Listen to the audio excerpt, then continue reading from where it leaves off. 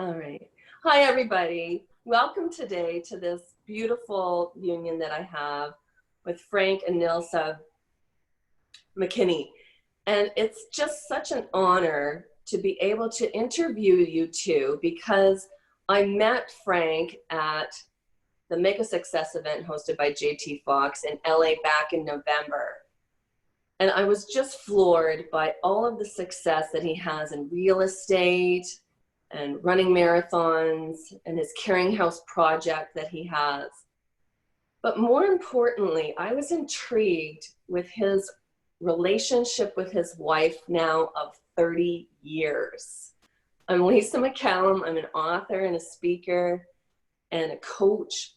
I'm not an attorney and I'm not a psychologist, but I do love to show people and guide them in how to have a better marriage. And if that's not the answer for you, if it is divorce, then I can help you ascertain whether or not all of these feelings that you're having and confusion, what you're going through, if it's to stay in this marriage or if it's to move on. Because no matter what, we've got dreams inside of us and we need to pursue those. And this couple here is such an example of pursuing their own goals and their own dreams from young up, separately and together. So I'd like to ask you guys, Frank and Nilsa, if you can share with us some of the main aspects that you feel are such a success in your marriage and how they intertwine with all of the different things that you've done together so far in your real estate, in the marathons, and in this fantastic project that you have set up to help others have homes in less fortunate countries. Maybe I'll take a bit of that and then I'll throw it to Nilsa. You know, we'll ping pong back and forth, things we feel, you know, contribute to a marriage that has longevity like ours. So yeah, I mean, 30 years married, which we just turned on August 3rd, it just blows me away. We've been together for 33 years. August 5th, 1987 is when we went on our first date. And I think something you said early there is independence. I think if you get married and all you plan on doing is being married for whatever the average is, 5 years or something before people get divorced, 7 years, then you can be as one all the time, and that's great, and that's how most marriages start out. Is there obviously I'm a Christian, and when we are brought together as in marriage, we are no longer two, we are one, and we believe that, but yet you have to allow the other significant other spouse to have that independence, to have their own life, to have their own passions, to have their own. Even Nilsa has her own business, Yes. Independent, her own checking accounts, her own car in her own name. You know, those are really important things that, you know, if marriage was only meant to last 5 years, that's maybe not so necessary. But we are so able to finish each other's sentences that it's like Nilsa was away this past weekend, and it was good, you know, for her to spend time with her parents, and I spent time by myself, getting to know myself again. So that's one thing I would say for those who are, you know, thinking about getting married, are married, or having struggling in marriage, is allow the other party that independence. Yeah. Yeah, it is a balance. I think in a level of whether each partner is secure within themselves, that's very, very important. And sometimes that only comes with time and experiences through life and in the marriage. And I think that is really important as you go through the process of a marriage, is to find that balance between being supportive for the other person, but yet allowing them to grow within their challenges. Business, if you know I have a challenge in business and it's something that I feel I need his advice on, I'll sit down and say, listen, yeah, this is what's going on. What do you think? I was thinking this and this. And to have him reassure me that what I was thinking was the right move to make, it makes all the difference in the world. But yet he's allowing me to have my space And I'm comfortable enough in that balance to come to him and ask his opinion. I'm not threatened. I'm not uncomfortable with it. And I think that sometimes is a challenge for couples where they are in competition versus being happy for each other's successes. Yeah. The other thing that I'd like to mention, it's funny because, I know this will air soon. I'm in the process of writing a new book. And the topic, the thesis of the book is really how to create your own reality. Not letting somebody else create your reality for you and all the forces that do that, and how to really alter your DNA in the process to become something that you've always wanted to be. If you've ever watched the movie Rocket Man, there's a fantastic line from the movie that says, kill the person you were born to become the person you want to be. Kill the person you were born to become the person you want to be. And I'm actually working that into the book as well. And really part of that reality that she's allowed me to create. We're coming to you from a treehouse. This is my treehouse office. Yeah, I knew you had. Yeah. I'll spin it around and toward the end so you can actually see. I'm looking at the ocean, is so if I get distracted, the ocean is right over there. And she has Nilsa's allowed me to expand that reality that I never thought was possible. I think a lot of couples suffer from, the one hovering over the other, taking away their dreams, and putting cold water on the dreams. Yeah. And really for Nilsa, she's never done that and allowed me to become way more than I ever thought was possible. Let's face it, we've sold many, for those of you who don't know who I am and what we do, we sell multi-million-dollar houses on the ocean on speculation. Not just sell them, we buy the land, we design them, we build them, we furnish them, and we've sold over 40 of them with an average selling price of $14 million. I met Nilsa in 1987, and I had just done my first $50,000 fixer-upper and flipper. So really, if it wasn't for meeting her and having her, she's really helped me navigate from that $50,000 flip all the way to a $50 million mansion that we did a few years ago on speculation. And it was because she allowed me to create that reality and alter the DNA that I have in me to become that person that has the capability, of building a $50 million house. Yes. But do you feel too, and you brought this up, Nilsa, and it does take time. It's a never-ending journey, but having that confidence in yourself and that belief in yourself to feel really good about yourself, loving yourself, if you don't have that, you wouldn't have been able to support Frank. Well, yes, you're correct.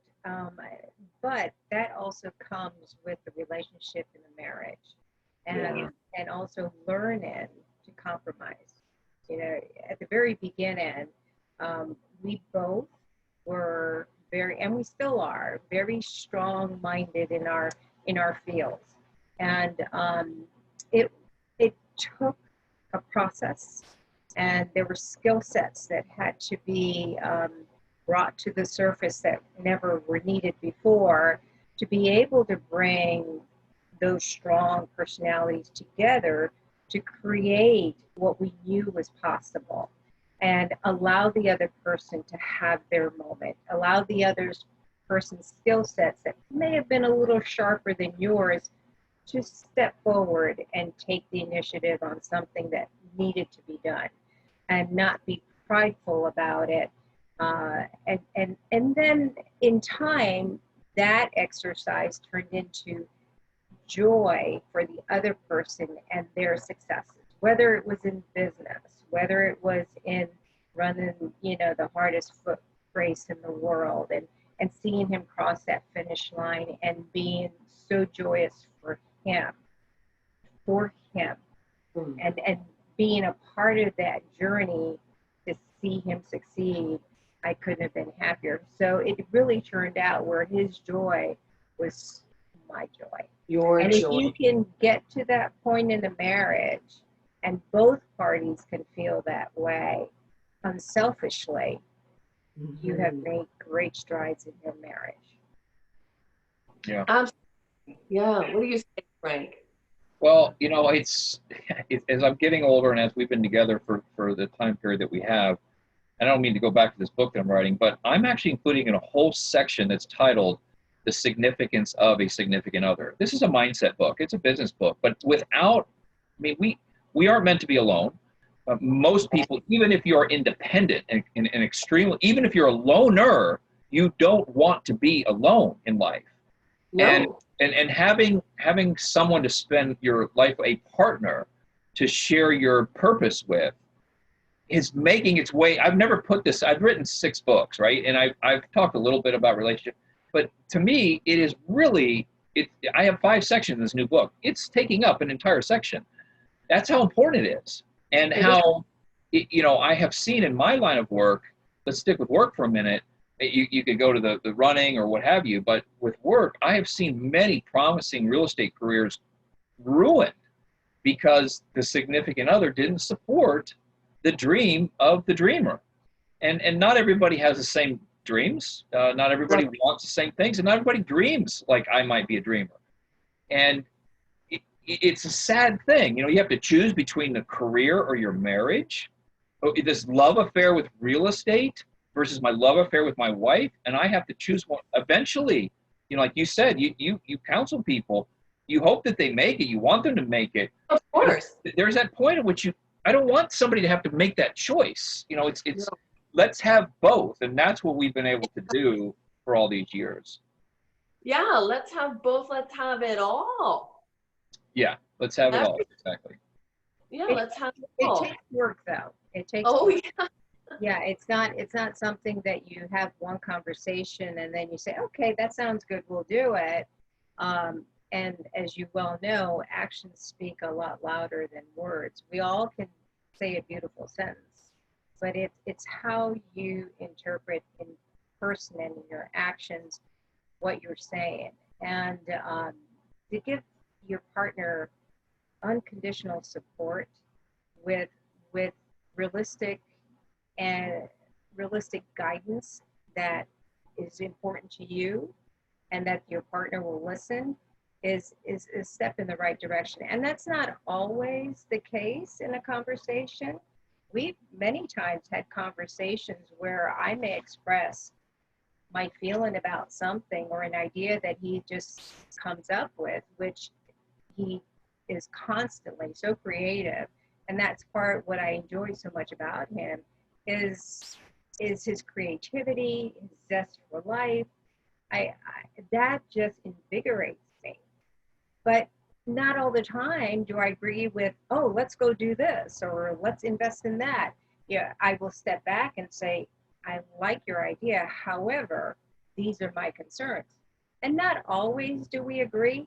Sometimes we have to step to our corners and let time pass a little bit and then come back to the discussion and then consider each other as we're trying to make a decision on something. It takes work, but love will always prevail. If you really care about the other partner, your decisions will be made together.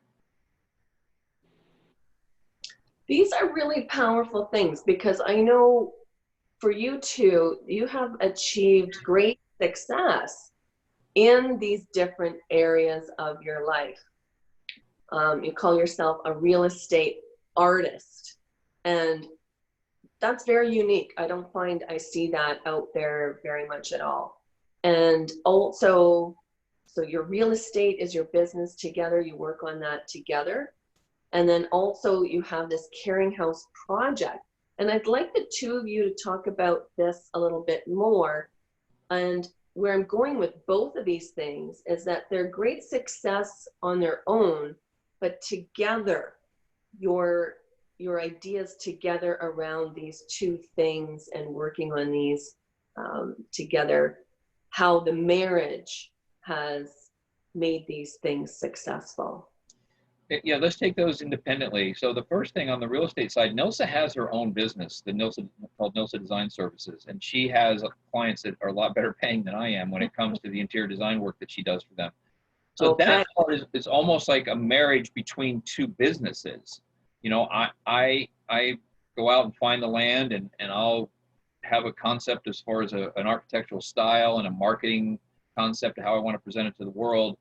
and she will do all the interiors. You know, she will because all our houses are sold fully furnished down to the gold plated toothbrush in the bathroom. So you know, that's me and her coming together with our professional highest calling, the gifts that God has given us to make money, and that's a very dangerous concept, I will tell you, and I'll tell you how we deal with the danger associated with working together and living together and sleeping together and all of those things. Yeah. Before I do that, the Caring House Project Foundation, really that is a true, you know, partnership where we decided almost 20 years ago, actually, it was 20 years ago when we started Caring House. We were in a 501c3 for 18 years, where we basically took the gift that God gave us to build houses and furnish houses and said, well, what about people who don't have houses? What about the homeless people? I mean, it's that simple. The concept was born out of that simple idea. And we decided to go to the poorest country in the Western Hemisphere, that being Haiti, and we've built now 27 self-sufficient villages in the poorest country in the Western Hemisphere. And we provided shelter to 12,400 children that were eating, you know, mud patties flavored with bouillon and lemon juice, basically eating dirt. And that's a labor of love. I mean, to see when Nilsa goes over there and all the orphans come flocking to her, and the fact that she is just like a little, I say little because she is actually quite small. She's sitting on a stool, so she's my height today. But she's like a little Mother Teresa over there, you know, the way that the children just attract to her. So, you know, that's how we brought the two together. And if I could just spend a minute on working together. I mean, it's easier to run a charity together because you're out there and you're impacting other lives. There's not too many chances for conflict. But when you're talking about an average selling price of $14 million on speculation, so we don't build these for people, a couple. We build them for a profile of somebody, right? I don't have a particular buyer. I just have a buyer in mind that may want to buy it when we're done. So there's a lot of pressure associated with not knowing when you're going to be fed, when you're going to eat, when you're going to be able to sell something, when you're going to get paid. Yeah. And so. And this is a chapter in the book, I'm sorry, that's going to be, it talks about how the forces that are at work underneath the crust of the earth. If you take the crust of the earth and you take the minerals and you take the rocks and you take the sand and you take that significant pressure associated with crushing and pulverizing and you know, could, for the most part, just ruin the natural resource just to the point where you can't recognize it. But every now and then, the pressure and the you know the stress associated with that pressure creates what? It creates a diamond, and that is how we look at conflict. We welcome conflict because this is in the business, by the way. In the end, you go to our website, you look at the houses we've done over the years. It's just my name, frank-mckinney.com. You'll see stunning diamonds, but you can bet that we had a lot of disagreements, but we go into that with respect, knowing that in the end, yes, we're going to fight for what we think's right, and I want to put something in and she'll think it's too expensive, whatever, but in the end, we know that that diamond is what's going to be created from the conflict that we welcome. Yeah, when we're in the midst of building these houses, we have our once a week staff meeting with our GCs and prospective subs. And a lot of times if there's something that comes up on the floor plan and I am not too sure about something and Frank's like, no, we got to have it. And then I get quiet, then everybody knows, oh, something's coming. And so usually that's when we start going back and forth, and everybody just sits back in their chair and they kind of wait till we get done. And then the final product always is a success. But we do welcome that because it challenges us to take our ideas maybe a step further than what you would typically see in any other house. And we like to brag that our houses are different, unusual, and something that you wouldn't see typically, down from the architectural design to the interiors. We like to customize things so they're different. It's not something you can go to a store and buy. So we take a lot of pride in that. I think the key there really is, and where you move away from danger and you get to just the desirable results, is what do you do when there's that conflict? What do you do when there's two headstrong people fight? You go into it knowing the end result will be a diamond, and you don't shy away from the conflict. Because if you sit on your feelings, I'm sure you consulted with many people, coached many people about sitting on your feelings. But they eventually come to the surface, and they don't come to the surface looking very good. So let's get them out there right away. And when we have millions of dollars on the line, we can't afford to be, fighting like cats and dogs. We fight. I mean, we do disagree, but we're fighting for something we believe in. We're not fighting each other. And ultimately, you're not the elephant with a good result. To talk about that elephant in the room. You're going to bring it up. Yeah. Yeah. Always. Let's bring it to the table. Bring it to the table, no matter what it is. It doesn't have to be in business. It can be something at home. Of course, I like Nilsa is extremely confident. She is a very self-confident individual. I'm a little less confident. I'm a little bit more sensitive. And I'm also more demonstrative. So I won't wait. I will wear it on my sleeve. My emotions will come out right away.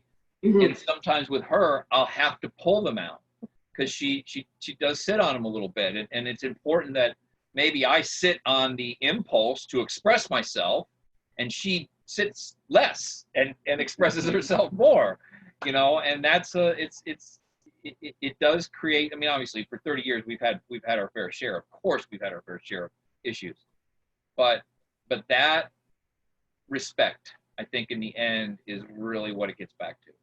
Communication and respect is so important. Yeah. And a lot of times, because he is demonstrative, I do sit back and I listen. And I try to listen between the lines and observe the lines to make sure that my response, when it does come, it covers what's really at the root of it and not the periphery of the conversation. Because I think a lot of times couples, they lose a lot of precious time in communication when they deal with the periphery of the issue versus really the core of it. And a lot of times it's so much better to keep it simple. If I had an advice to give to anybody after 30 years of marriage is communication, respect, and keep it simple. Don't complicate it. Just keep it simple. And if you're able to do those three things effectively and jointly with your partner in agreement, I think life can be a lot easier and you would have a lot more wonderful things to look forward to. Yes, you have brought up some fantastic points there. Well, both of you. I love this welcoming conflict and then the communication. Those two things right there. And that's why at the beginning, like I said, when I saw you, Frank, on stage there and speaking, I knew there was this depth, well, to a much larger scale. And, when you're on stage, you're talking about all your real estate and things like that and your upbringing. But I knew that you were married, you've been married a long time, and that just doesn't get talked about as much. And so that's why I wanted to bring this out in this interview, because obviously you two are a very strong couple. And another aspect to your marriage is you both have a very deep faith. You share that together. And I think, for a lot of couples, they don't have that, or one has it, not the other. But seeing that with you together is very, very powerful. And would you like to talk a little bit more about your faith together? Because you don't hear that a lot. Yeah, I think that, like Nilsa said, if I were to keep, I'll let Nilsa talk more about this one, but if I were to keep it simple, it's the glue. It is unequivocally, because if you've been married for 3 years, 13 or 30, there have been times that you've thought about ending it. It's a discussion that's gonna come up for one reason or another. And without the glue, without the faith, I like to say that for me, I never have lost my faith. I've just forgot how to practice it. There's a big difference. where, Nilsa's faith is rock solid. And so, like the prodigal son in the Bible, I won't bore you with the story if you haven't heard it, but there's a guy who kind of goes wayward, and his father welcomes him home, which is a metaphor for, Jesus, God welcoming us home to his home. And the prodigal son in the Bible only goes prodigal son as an adjective one time. What about those who have, just decided to do things more than once that were destructive? And if it wasn't for knowing that grace and mercy and love and forgiveness and redemption are available from God as well as from your spouse, I mean, not like a vending machine, it's not available like whenever you want it. No. But it's available if it's deserved, and at least deserved from her. We don't deserve the grace that we receive from God. That's a gift. But if it wasn't for that, there's no way we would still be married. Mm-hmm. Yeah, definitely, it's been the glue, and it's been the glue from the very beginning. Some of our first dates were going to church together. Wow. When we first met, and to see that we both felt so strongly early on about our faith and the way we practiced it, and how it embodied who we were and are in our everyday lives. One of our first dates, we went out to lunch, and everybody said, they'll ask me all the time, so besides this, what attracted you to Frank? And the thing that attracted me the most and actually made me consider a second date was the way he treated the waiter at our lunch. Oh. And he engaged with the waiter, wanted to know how they were doing, and treated them so wonderful. And to me, that was so important because he was practicing his faith with somebody who most people don't see. We call them the invisible people. When you're at a nice restaurant, sometimes people forget that the waiters and the waitresses also have families or are going to school or are struggling. And then I saw him give the waiter an extra large tip because he was going to school. I didn't have any money either. And he didn't have money then. So I have to say, right there and then, I knew this was somebody I wanted to get to know. Yeah, but you didn't know you wanted to marry me. No, we didn't go there yet. No. Here, I'll tell you a little secret there about that. So that was on August 5th, 1987. I still have the receipt from that very first date. Aww. Now you know. He's a sentimental. Oh yeah, now you know the PIN code to all of my accounts. Oh, August 5th, 8587. If you want to hack me, there you go. But so we never talked about marriage. Never one time in the 3 years that we were dating did we ever discuss about getting married until I asked her to marry me. I just knew, I knew she was the one, but at the time I'm 24, she's a little older than me, and I was happy in my being a tennis instructor. It was a great life in South Florida, and she was very well established as an interior designer. I mean, she was doing yachts and planes, and, houses, mansions, and I'm just a little tennis pro. So I had no concept of marriage at all. And my parents had a kind of a rough marriage. Her parents have a poster. They are poster children for what marriage should represent. It's a beautiful thing to watch. They've been married 50 some years. It's unreal. It's unrealistic how beautiful that marriage is. And I think that helps. I didn't know that going in. I mean, I knew they'd been married for a while, but it helps me understand kind of how she is, because when I decided I wanted to marry her, and I asked her to marry me in 1989 after 2 years of dating, it wasn't until really maybe 10 years into our marriage, I didn't want to marry myself. I could never marry myself. Why in the world would this woman want to marry me? And it's funny. It's a funny thing, but it's true. Like you said something about loving yourself. Nilsa does love herself. I didn't really love myself. I liked what I was all about, but I didn't, that whole concept of loving myself, like who would want to marry me? I'm a handful. And it wasn't until I really said, hey, Frank, you would be, this is going to sound just almost perverse, but you would be an interesting person to be married to. not just interesting, but somebody that I could love. Okay, so I'm starting to love myself. That made it a lot easier to last 30 years. Yeah. Yeah. Oh, yeah. Yeah, Now, no, you know, faith is very important. yeah.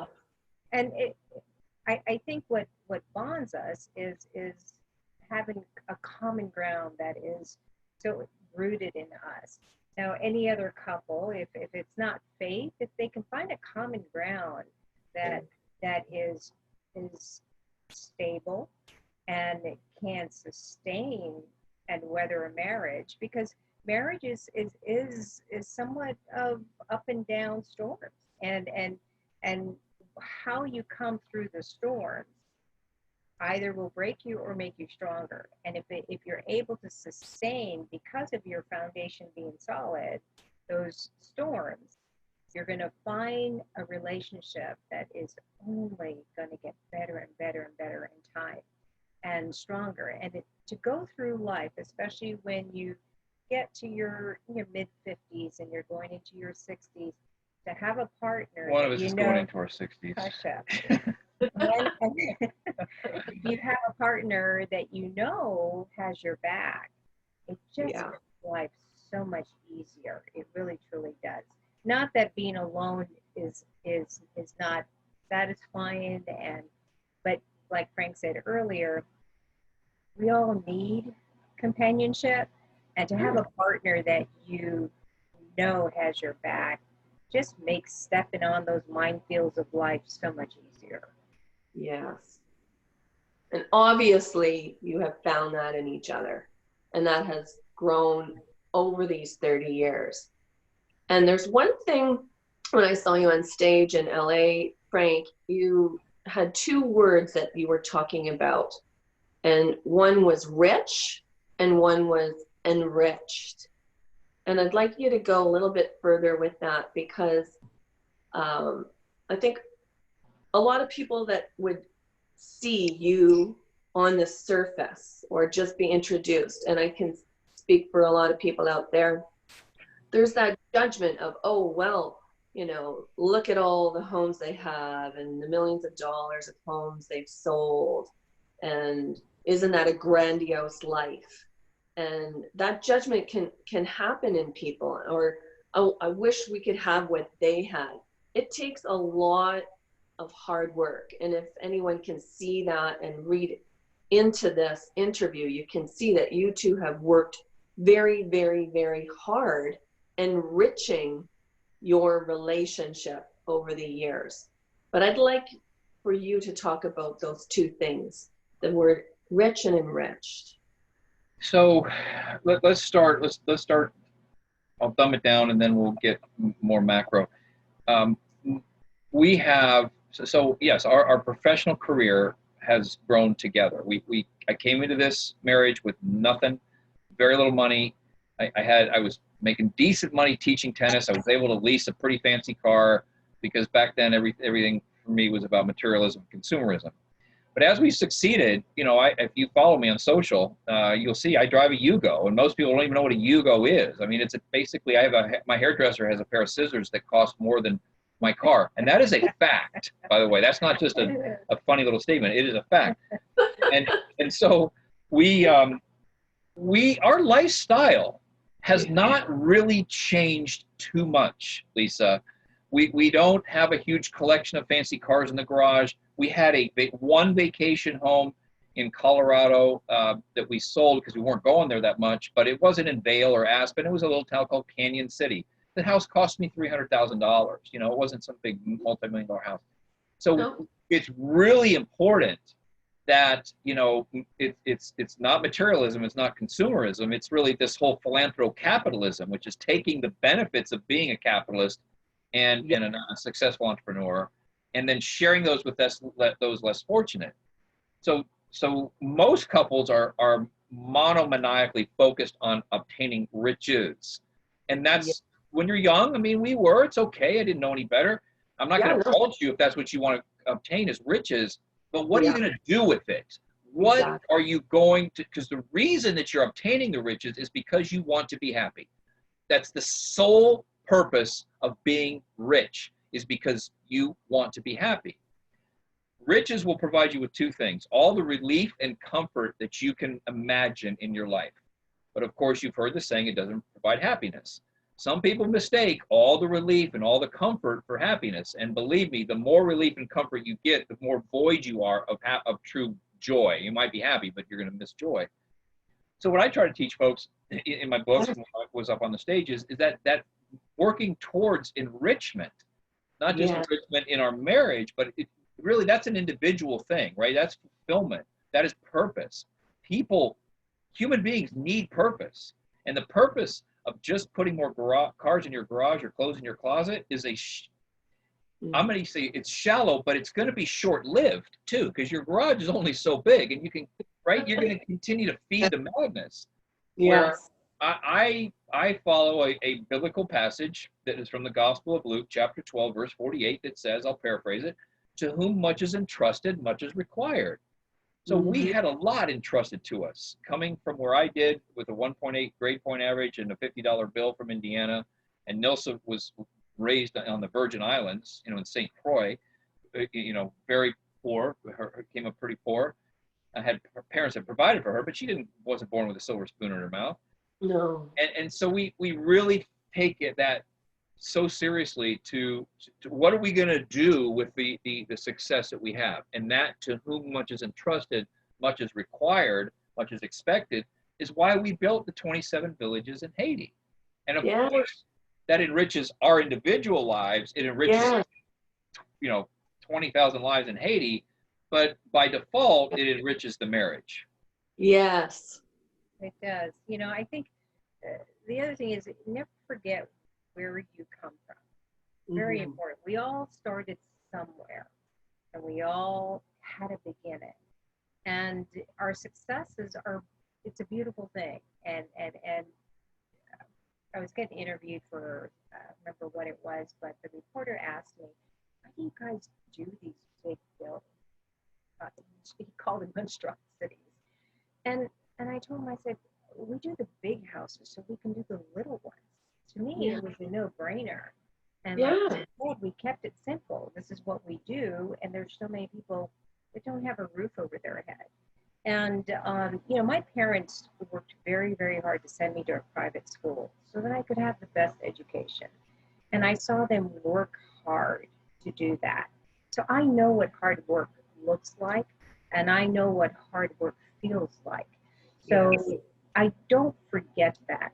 And quite honestly, when we go to Haiti and I have the orphans at some of the orphanages that we sponsor come up because they remember me from the last visit, I mean, I'm in heaven. I'm coming back. I need my baby fix. And so these guys, when I told this to the reporter, he looked at me and he goes, really? And I'm like, yeah. I don't need a second car. One gets me from point A to point B. I prefer to take what we make from these big houses, and we're going down there. We're going to build some houses, put a roof over a family that before that roof were separated just to survive. We give them a roof. Now the family's together again. And guess what? The kids have a mom and dad together again. And that unity and the family concept is back and working again. And to me, that in this small way, it's my contribution, it's our contribution, and that's my joy. It's not everybody's joy, but that's my joy. Yes, that's fulfilling for you. Yeah. Absolutely. And for you too, Frank. You see, it has come full circle. Yep. Yep. It does. I think that's one of the things that we all strive for. It's many of the, like the conference we went to that I met you at, it was a business conference. Yeah. But I think one of the reasons that my presentation resonated is I got into the business of life, not just the business of business. And, it was important for people to understand that, I think you've said it a few times, like when I came up on the stage, there's an impression, there's an opinion, I hear it all the time, it's all flash, no substance and all that. But you know, in a short period of time, I want people, because I'm a very authentic and transparent, vulnerable person, I'll put it out there, this is what has sustained us as a married couple and individually, is finding that putting together that professional and spiritual highest calling as one.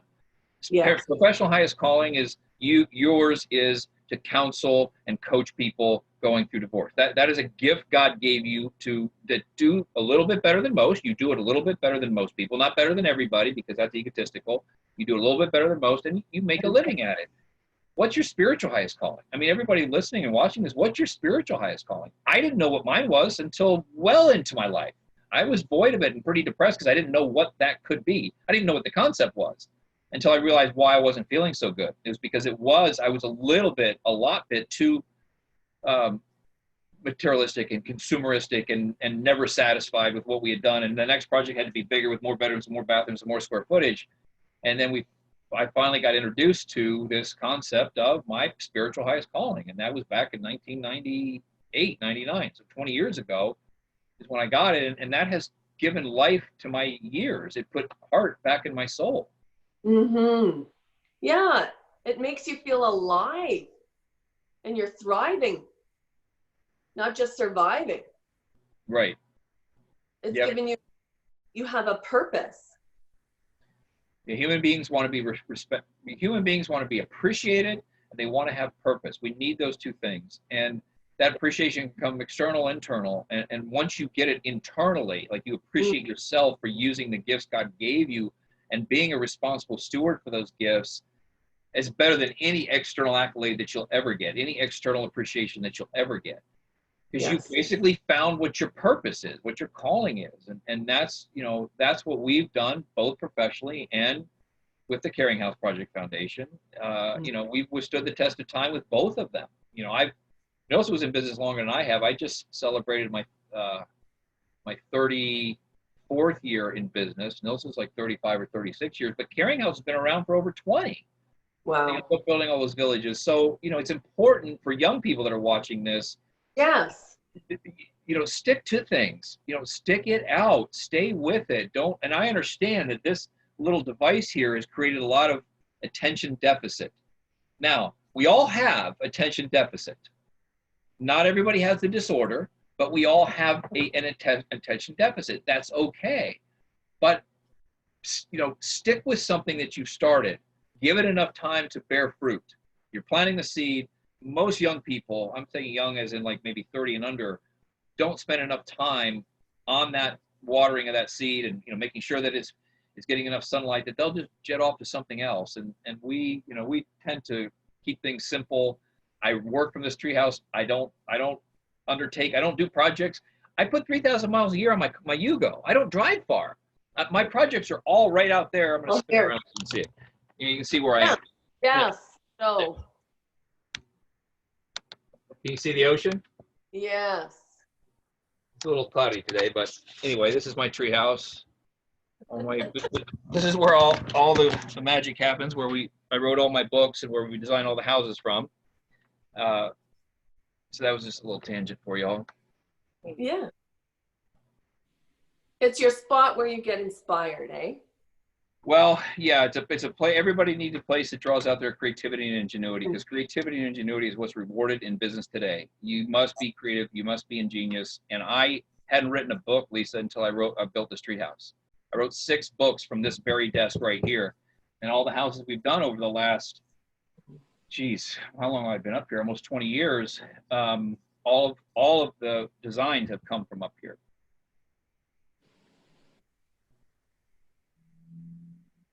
Yeah. And it's extremely important to nurture that creativity and get that out there. And I just want to say, you guys have answered like everything that I could possibly have imagined today in the questions that I had.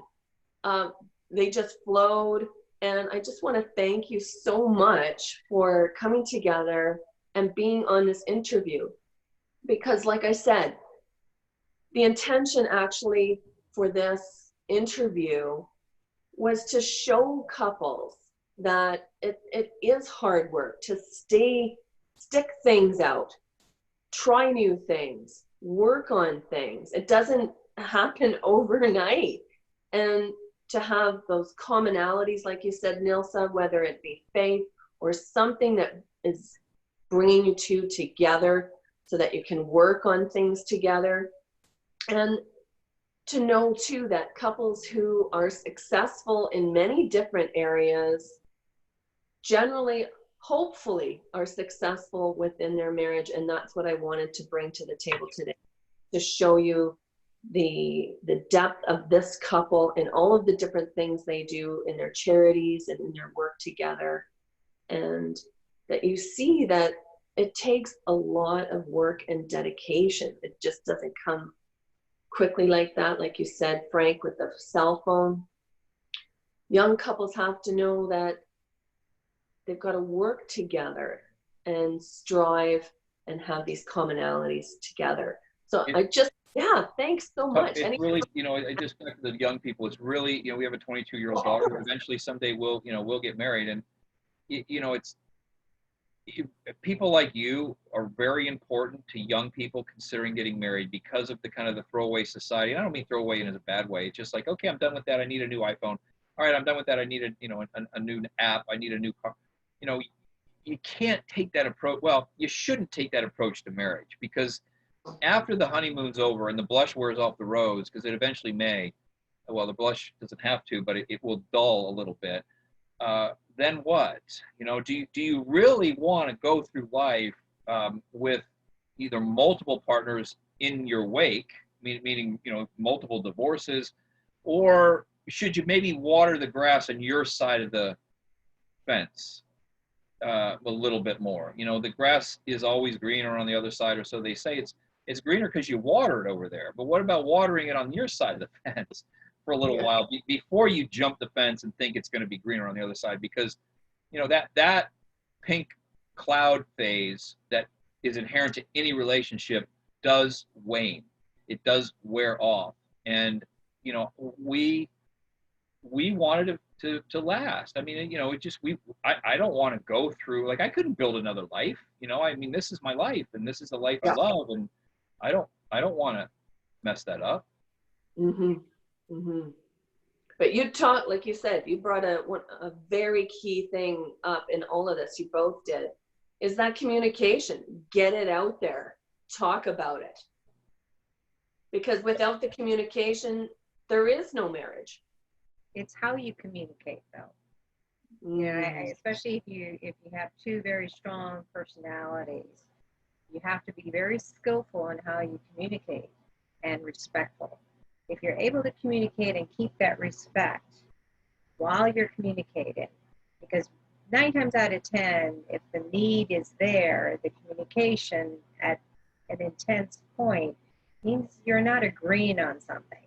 So you're starting off at a disadvantage in your communication. So you're going to have to really communicate with passion, communicate with love and empathy.